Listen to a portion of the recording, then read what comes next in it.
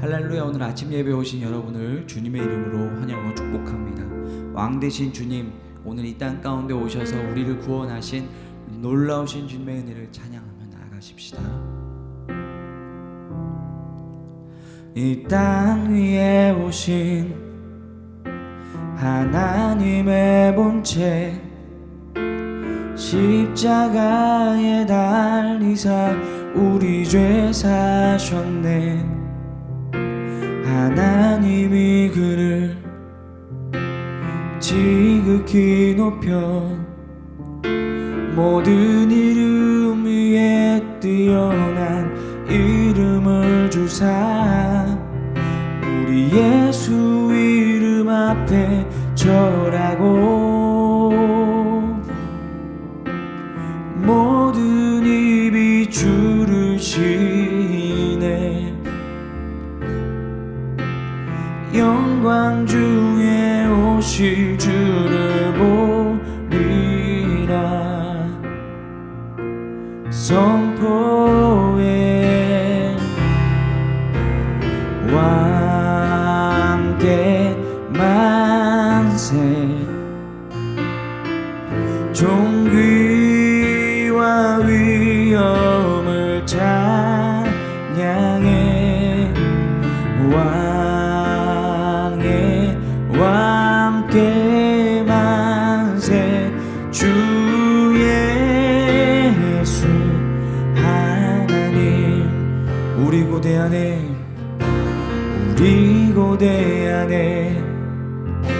주님 오실 그날 다시 사신 왕의 영광 이 땅을 비추네. 사단의 권세는 주 앞에 무너져 생명과 진리의 주 권세 가장 높도다. 우리 예수 이름 앞에 절하고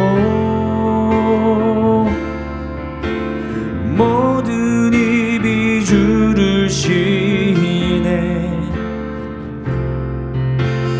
영광 중에 오실 주를 보리라. 선포해 왕께 만세. 존귀와 위엄을 찬양해.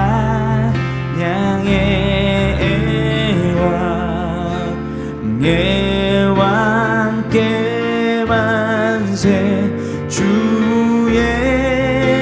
예수 하나님 왕께 만세.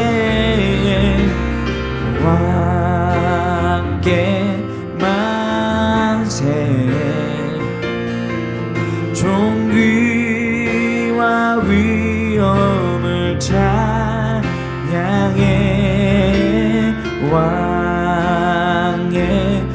왕께 만세.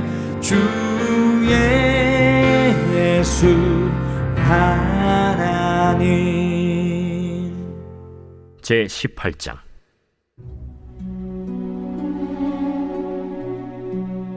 다윗이 사울에게 말하기를 마치매 요나단의 마음이 다윗의 마음과 하나가 되어 요나단이 그를 자기 생명같이 사랑하니라.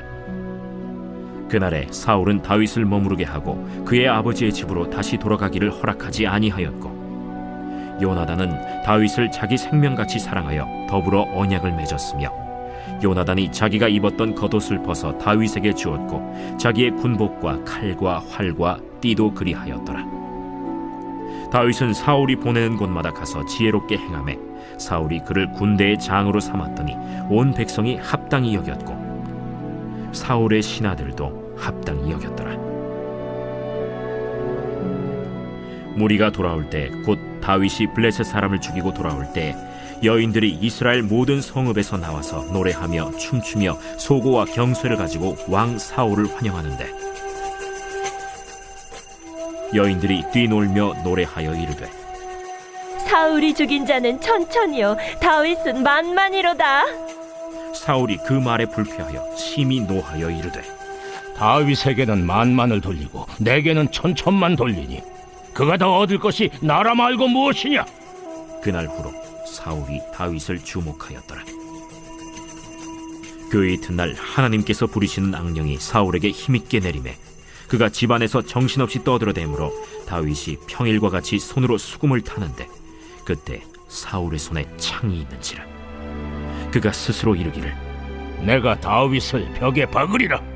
하고 사울이 그 창을 던졌으니 다윗이 그의 앞에서 2번 피하였더라.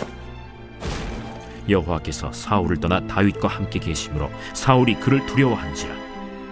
그러므로 사울이 그를 자기 곁에서 떠나게 하고 그를 천부장으로 삼음에 그가 백성 앞에 출입하며 다윗이 그의 모든 일을 지혜롭게 행하니라.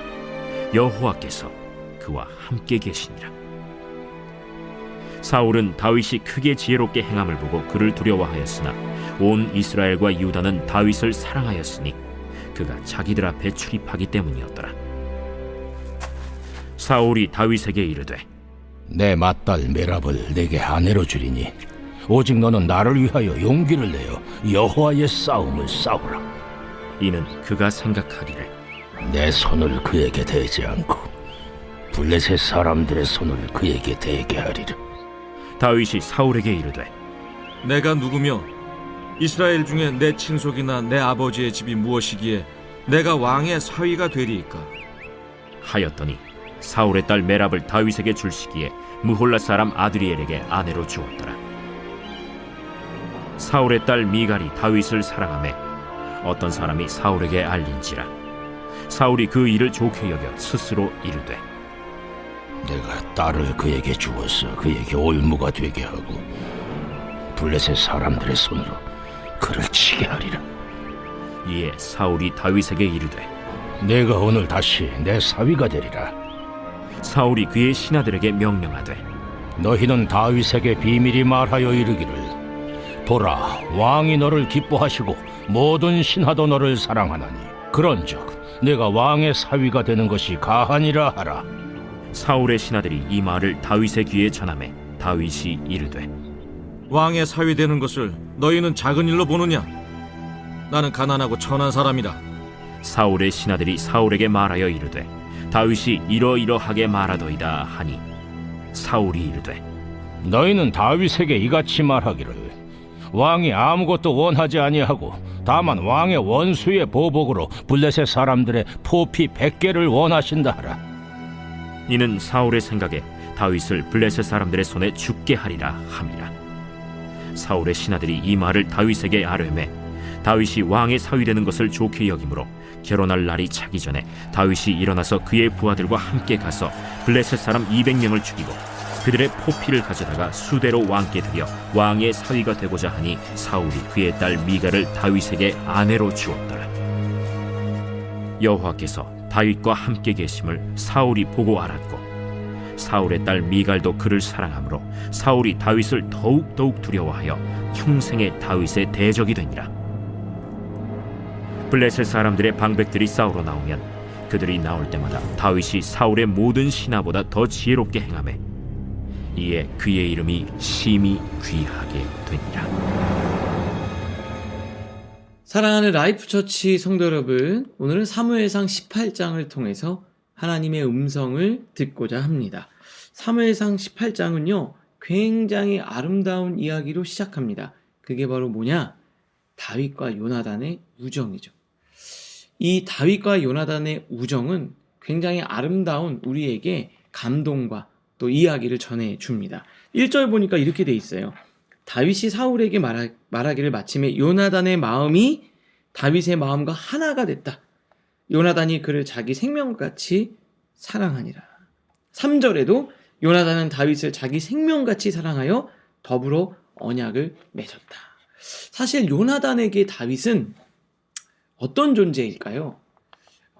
수준으로 따지면 말도 안 되는 차이가 나는 집안이죠. 그리고 또 하나, 다윗이 요나단에게 자신의 후계 구도의 위협이 될 수 있는 인물이기도 했습니다. 그런데 요나단이 정말 멋있는 것은요, 다윗을 시기하며 경쟁자로 삼지 않았고 그의 중심을 보고 그를 있는 그대로 사랑해 주었다라는 거예요. 요나단은 사울의 아들로서 왕위 계승자잖아요. 그럼에도 불구하고 기름 부은 자임을 인정했고요. 다윗을 시기하지 않았고 그를 존중해 줬어요. 심지어 겉옷과 무기까지 내어줄 정도로.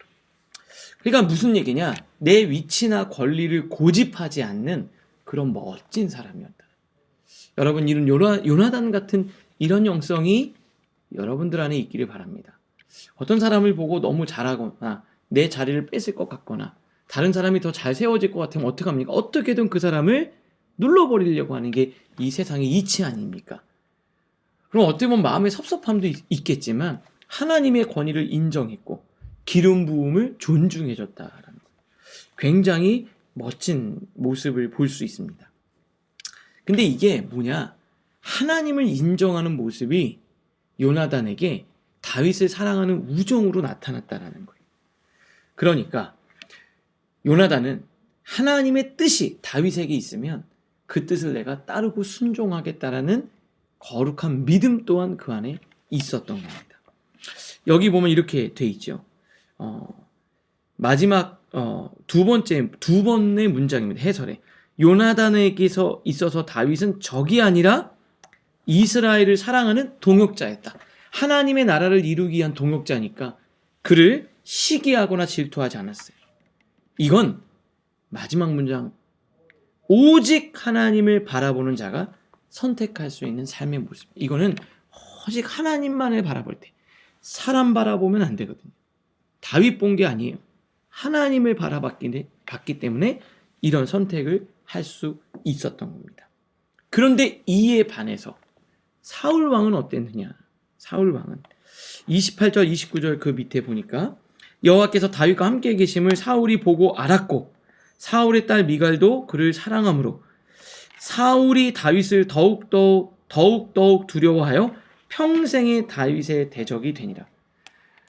하나님이 기름 부었고 하나님이 그를 선택했음을 알았는데 그것을 알고 있는 요나단은 다윗과 함께 동역하면서 하나님 나라를 이루려고 했고요. 사울은 어떻게 했습니까? 대적이 됐다, 이렇게 이야기합니다. 너무 대비가 되죠. 그래서 다윗을 죽이려고 했습니다. 왜요? 하나님을 바라본 게 아니라 사람을 바라봤기 때문에 그렇고요. 왕이라는 자리가 목적이었기 때문에 그의 실행 방안으로 왕이라는 자리를 지키기 위해 다윗을 죽여야만 했던 거예요. 근데 요나단은 어땠죠? 왕이라는 자리가 목적이 아니라 하나님 나라, 하나님의 영광이었기 때문에 그의 실행 방안으로 하나님이 선택한 다윗을 돕는 자가 되기로 선택한 거예요. 목적이 무엇인지 우리는 한 번 더 점검해 볼 필요가 있습니다. 그런데 그렇게 시기하고 질투하고 하나님의 뜻을 거부했던 사울왕은 결국 비참하게 실패로 인상이 끝나게 되죠.